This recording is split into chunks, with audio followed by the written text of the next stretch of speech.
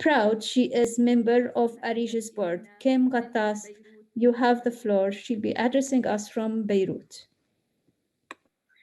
Good evening, everybody. Goedenavond van Beirut for the Dutch ambassador. I am indeed half Dutch, half Lebanese, very proud of both my countries, and truly delighted to speak to you from Beirut this evening. Thank you, Rawan, for asking me to speak at this closing and awards ceremony for what has really been an incredibly successful and very well attended online forum. I've followed some of the sessions. I couldn't attend all of them, but it's really heartwarming to see how many journalists from across the region attended from so many countries. I've only been on the board of directors of ARIJ since this summer, but I'm already in awe of the work that ARIJ does and has done. And I'm so proud of this virtual forum. It's been quite the challenge for everyone around the world to adapt to the virtual world, to the virtual reality. And it's something that ARIJ has done incredibly well. This instant switch, how do you do it?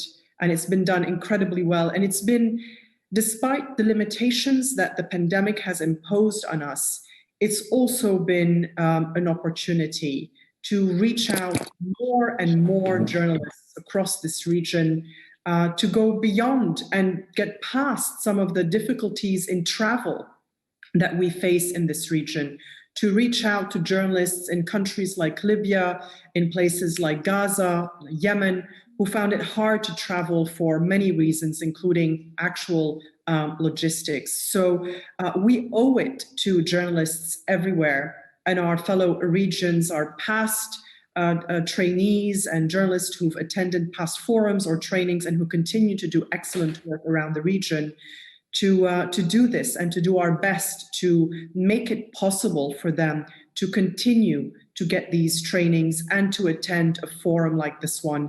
And the proof that we were on the right track and that it's worth all the effort that Rawan and her incredible team have put into this is that so many of you showed up in such large numbers. As I said, I've only been on the board of directors of ARIJ since this summer.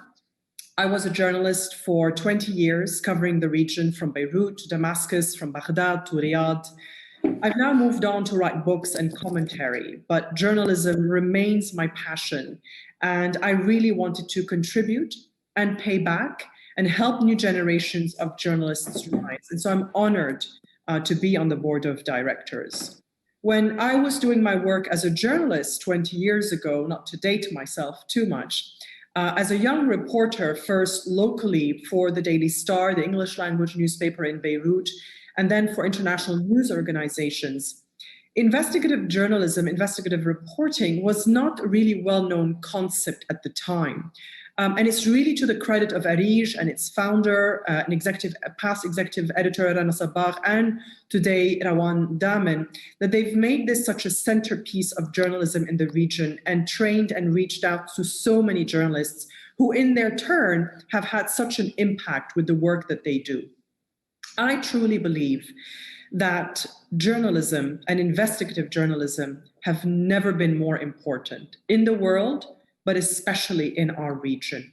The power of storytelling, the power of telling human stories remains one of the most important endeavor that I think a journalist can undertake.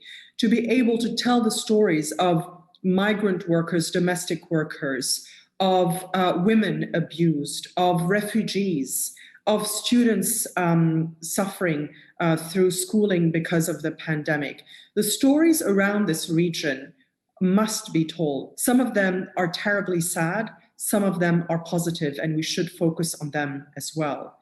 In this era of disinformation, facts are essential, and you get to facts with investigative journalism, with investigative reporting. In this era of change and of uprisings across this region, Holding power accountable, providing facts, and digging for the truth is an essential task, and one that we must continue to nurture and help and assist with more training and more support and hopefully more funding. And thank you to the Netherlands for this support that it's providing. And thank you to all our funders who understand the importance of what ARIJ is doing and understand the importance of what journalists across this region are doing. I want to pay tribute to all of you journalists who are attending, who have attended trainings, who have published investigative work, who are working on investigations now. You do this in very difficult conditions, from Gaza to Yemen, from Iraq to Lebanon, from Egypt to Syria.